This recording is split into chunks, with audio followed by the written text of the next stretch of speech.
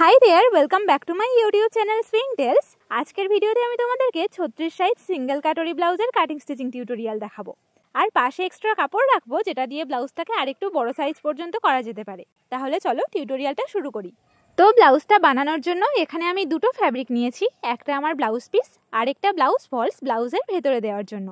তো প্রথমে আমি ব্লাউজ ফলসটাকে কাট করে নেব।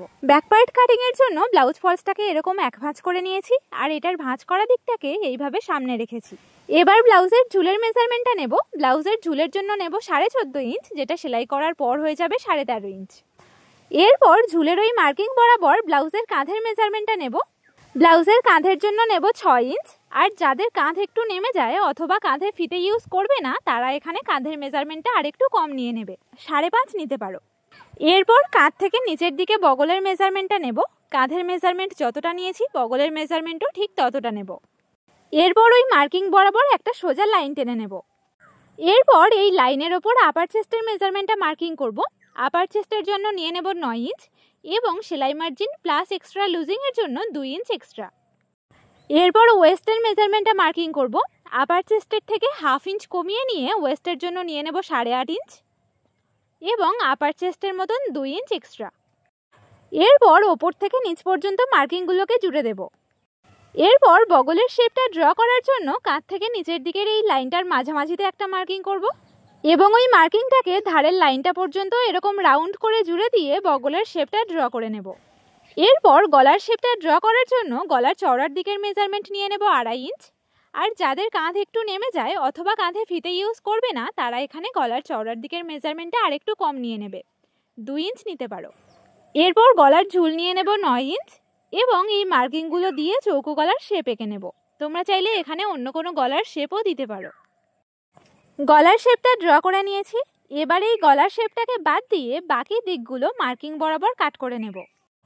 ব্যাক পার্টটাকে কাট করে নিয়েছি, এবার ফ্রন্ট পার্টটাকে কাট করব। ফ্রন্ট পার্টটাকে কাট করার জন্য ব্লাউজ ফলসটাকে এরকম এক ভাঁজ করে নিয়েছি আর এটার খোলা দিকটাকে এইভাবে সামনে রেখেছি, কারণ এটার ফ্রন্ট পার্টে হুক হবে। এবার এটার নিচের দিকে 1/2 ইঞ্চি 2 দাগ চওড়া করে একটা লাইন টেনে নেব বেল্টের জোড়াইয়ের জন্য। এবার ব্যাক পার্টটাকে নিয়ে এই ভাঁজ করা কাপড়ের ওপর এমনভাবে রাখবো যাতে নিচের এই লাইনটা ব্যাক পার্টের থেকে এক্সট্রা থাকে। এইভাবে রেখে ব্যাক পার্টের গলার শেপটাকে বাদ দিয়ে বাকি দিকগুলো ব্যাক পার্টের মাপে কাট করে নেব। এবার ব্যাক পার্টের গলার চওড়ার দিকের মেজারমেন্টটাকে ফ্রন্ট পার্টের ওপর এরকম মার্কিং করে নেব এবং ব্যাক পার্টটাকে এটার ওপর থেকে তুলে নেব। এরপর এই ফ্রন্ট পার্টের বগলের দিকটাতে এরকম একটা বক্স বানিয়ে নেব এবং এই বগলটাকে 1/2 ইঞ্চ ডাউন করে নেব। 1/2 ইঞ্চ ডাউন করে নিয়েছি। এবার গলার শেপটা কাট করব। গলার চওড়ার দিকের মেজারমেন্ট তো নেওয়াই আছে আর গলার ঝুল নিয়ে নেব 6 ইঞ্চ। এরপর এই মেজারমেন্টগুলো দিয়ে একটা বক্স বানিয়ে নেব এবং বক্সের এই কোণ থেকে গলার শেপটা ড্র করে নেব। এরপর বেল্টের পোর্শনটাকে আলাদা করার জন্য কাঁধ থেকে নিচের দিকে 11.5 ইঞ্চিতে একটা মার্কিং করব। এই মেজারমেন্টটা যত বেশি নেব কাপের ঝুলটা তত বেশি হবে আর বেল্টটা তত সরু হবে।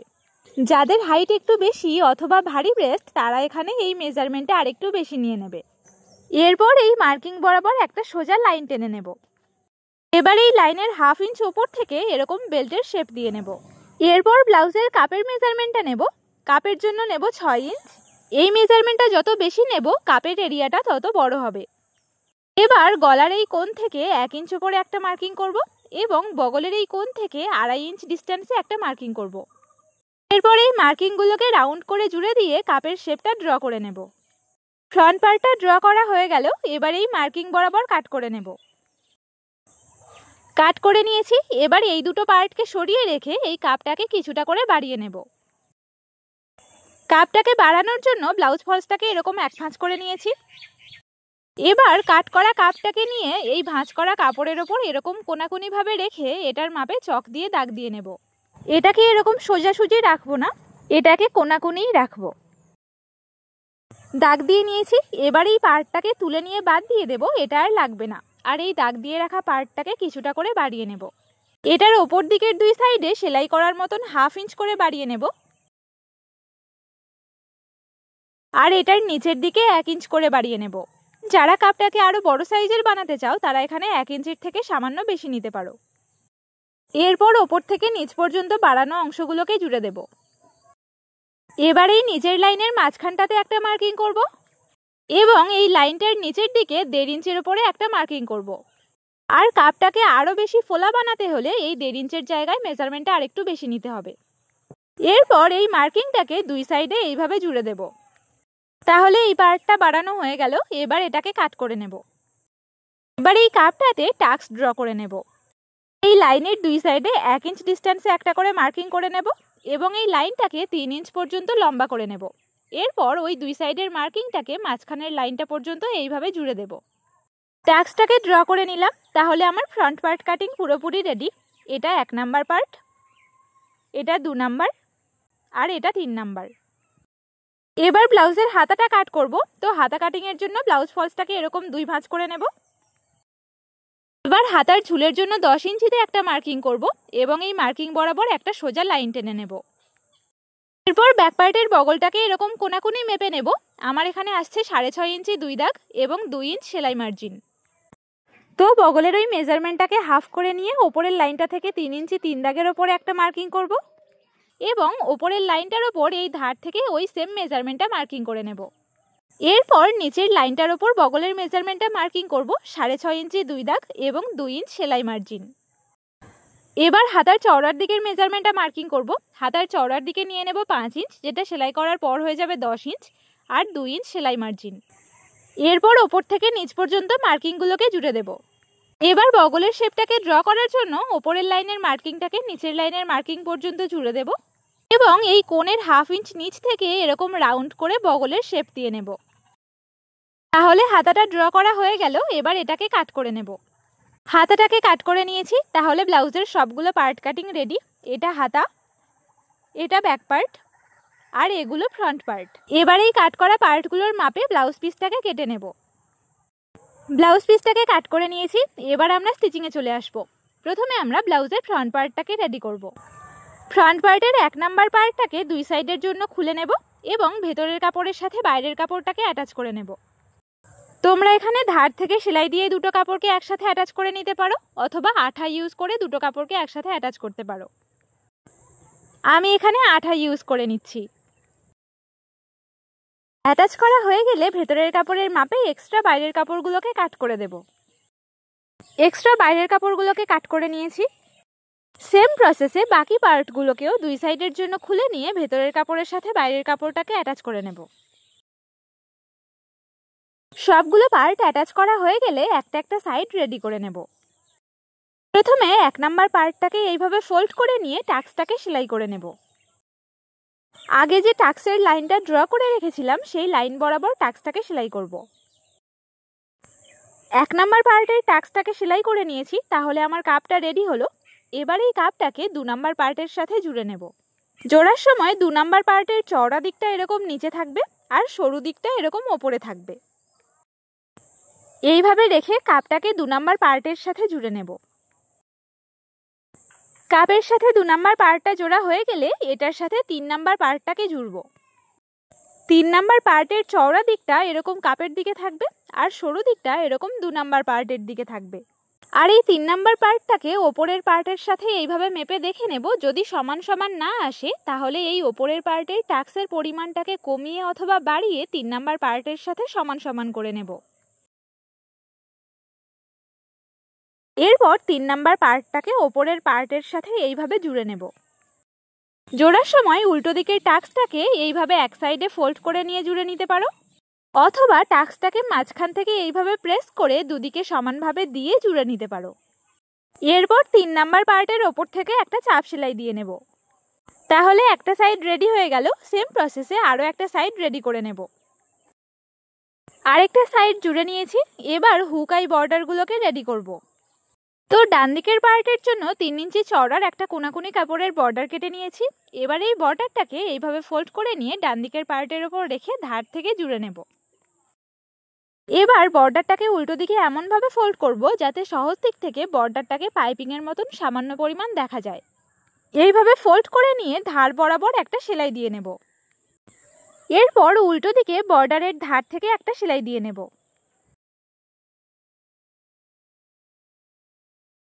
একটা সেলাই দেওয়া হয়ে গেলে এই সেলাইয়ের পাশ দিয়ে আরও একটা সেলাই দিয়ে নেব। তাহলে ডান দিকের পার্টের হুক বর্ডারটা রেডি হলো। এবার এটার গলার আর কোমরের বর্ডারটা রেডি করব। গলার বর্ডারটা রেডি করার জন্য 1.5 ইঞ্চি চওড়ার একটা কোনাকুনি কাপড়ের বর্ডার কেটে নিয়েছি। এবার এই বর্ডারটাকে ঠিক এইভাবে ফোল্ড করব এবং বর্ডারটাকে ডান দিকের পার্টের নেকলাইনের উপর রেখে ধার বরাবর জুড়ে নেব।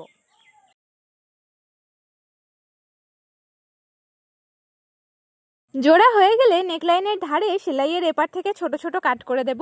আর খেয়াল রাখতে হবে কাটিংটা যেন সেলাইয়ের বাইরে না বেরিয়ে যায়। এরপর হুক বর্ডারের মতন পাইপিং প্রসেসে এখানেও গলার বর্ডারটাতে চাপ সেলাই দিতে হবে। তো কাঁধের দিকে 2 ইঞ্চ মতন গ্যাপ রেখে চাপ সেলাইটা দেওয়া স্টার্ট করব। কাঁধটাকে ফিনিশিং দিয়ে জোড়ার জন্য কাঁধের দিকে 2 ইঞ্চ গ্যাপ রাখলাম।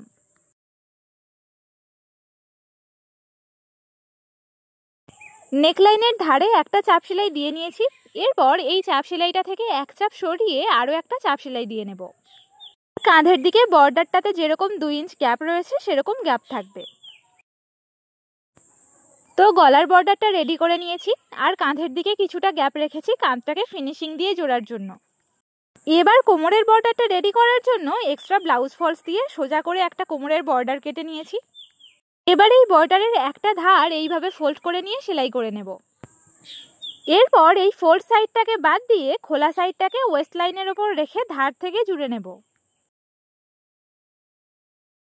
এরপর বর্ডারের ওপর থেকে একটা চাপ সেলাই দিয়ে নেব। চাপ সেলাই দেওয়া হয়ে গেলে বর্ডারটাকে উল্টো দিকে দিয়ে বর্ডারের ধার থেকে একটা চাপ সেলাই দিয়ে নেব। আর এখানেও কাঁধের দিকের মতন ধারে কিছুটা গ্যাপ রাখবো। একটা চাপ সেলাই দেওয়া হয়ে গেলে এই সেলাইটার সামান্য পাশ দিয়ে আরও একটা সেলাই দিয়ে নেব। তাহলে কোমরের বর্ডারটাও রেডি হলো আর এখানেও ধারে কিছুটা গ্যাপ রেখেছি কাঁধের দিকের মতন। তাহলে ডান দিকের পার্টটা পুরোপুরি রেডি হলো। এবার বাম দিকের পার্টের আই বর্ডারটা রেডি করার জন্য 3.5 ইঞ্চি চওড়া করে সোজা কাপড়ের একটা বর্ডার কেটে নিয়েছি।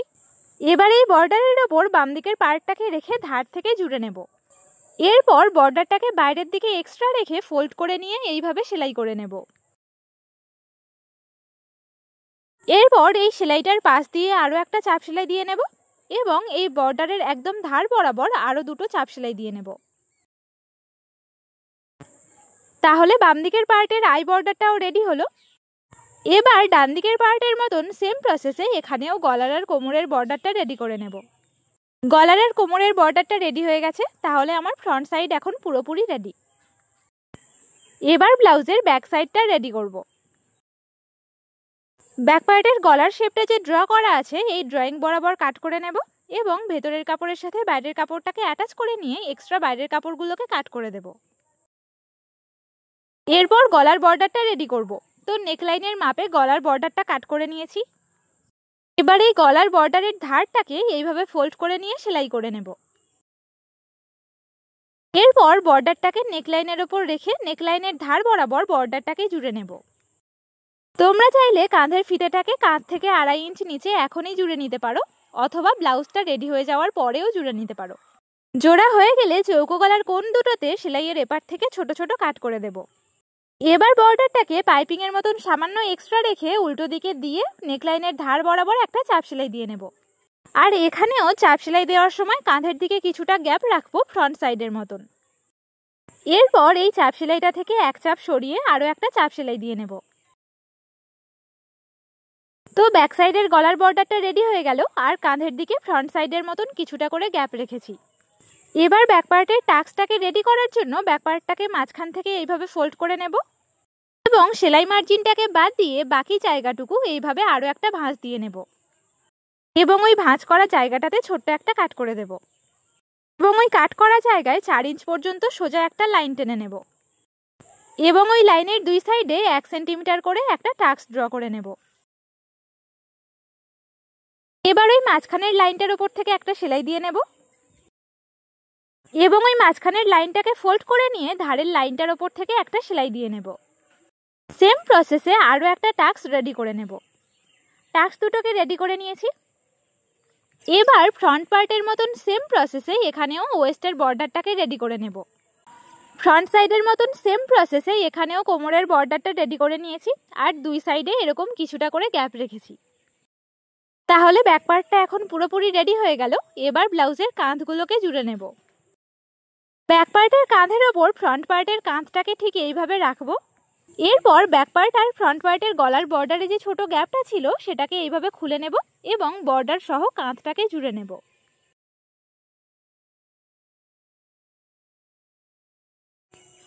এরপর বর্ডারটাকে উল্টো দিকে দিয়ে গলার বর্ডারটাতে যেরকম দুটো চাপ সেলাই দেওয়া আছে সেরকম চাপ সেলাই দিয়ে নেব।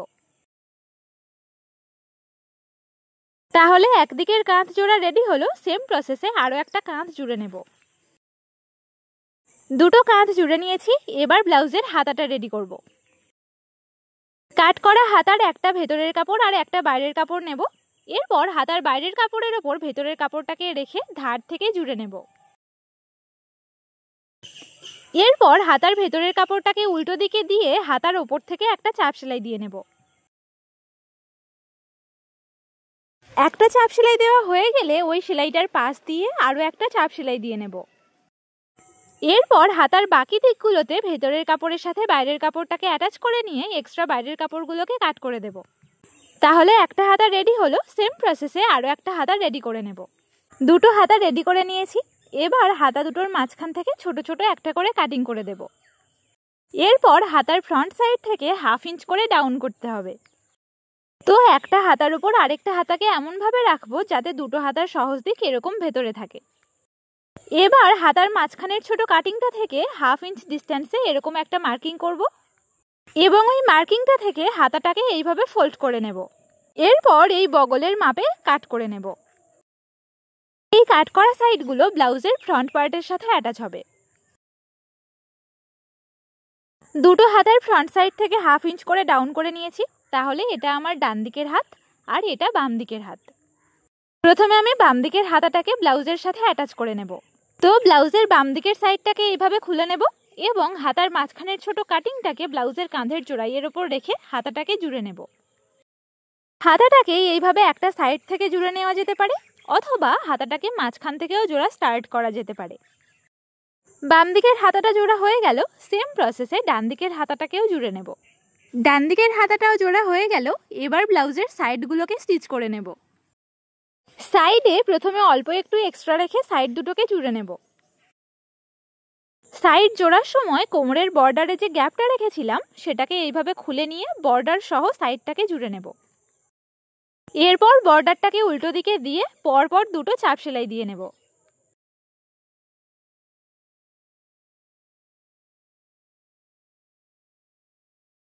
দুই সাইডে সামান্য পরিমাণে এক্সট্রা রেখে সাইড দুটোকে জুড়ে নিয়েছি। এবার ব্লাউজটাকে 36 সাইজের মাপে ফিটিং করে নেব। কাটিংয়ের সময় আমি সেলাই মার্জিন হিসেবে 2 ইঞ্চ এক্সট্রা রেখেছিলাম। তো এখন আমি সাইডে 2 ইঞ্চ এক্সট্রা রেখে সাইড দুটোকে ফিটিং করে নেব। একটু আগে সাইডে যে অল্প পরিমাণ এক্সট্রা রেখে জুড়ে নিলাম সেটা সহ 2 ইঞ্চ ধরবো। সাইডে 2 ইঞ্চ এক্সট্রা রেখে সেলাই করলে ব্লাউজটা 36 সাইজের হবে। আর তোমরা যদি ব্লাউজটাকে আরেকটু বড় সাইজের বানাতে চাও তাহলে সাইডে 2 ইঞ্চের জায়গায় আরেকটু কম পরিমাণে এক্সট্রা রেখে জুড়ে নেবে। যত কম পরিমাণে এক্সট্রা রেখে জুড়ে নেবে ব্লাউজটা তত বড় হবে। আমি এখানে সাইডে 2 ইঞ্চ এক্সট্রা রেখে সাইড দুটোকে ফিটিং করে নিচ্ছি। ব্লাউজের সাইড দুটোকে ফিটিং করে নিয়েছি। এবার ব্লাউজের হুক আইগুলোকে রেডি করব। হুকগুলোকে বর্ডারের নিচের দিকে ঘেঁষে স্টিচ করব, তাহলে ব্লাউজটা পরার পর মাঝখানে আর গ্যাপ আসবে না। সেম প্রসেসে হুক আইগুলোকেও কাপের দিকে ঘেঁষে স্টিচ করব, বর্ডারের একদম ধারে কিন্তু স্টিচ করব না। হুকগুলোকে ব্লাউজের কাপের দিকে সরিয়ে স্টিচ করেছি আর হুক আইগুলোকেও সেম কাপের দিকে সরিয়ে স্টিচ করেছি। তাহলে আমার ব্লাউজটা এখন পুরোপুরি রেডি। আজকের ভিডিওটা কেমন লাগলো কমেন্ট করে অবশ্যই জানাও, লাইক করো, শেয়ার করো আর নতুন নতুন ভিডিও পেতে সুইং টেলসের ইউটিউব চ্যানেলটাকে সাবস্ক্রাইব করে দাও। তাহলে দেখা হচ্ছে নেক্সট ভিডিওতে।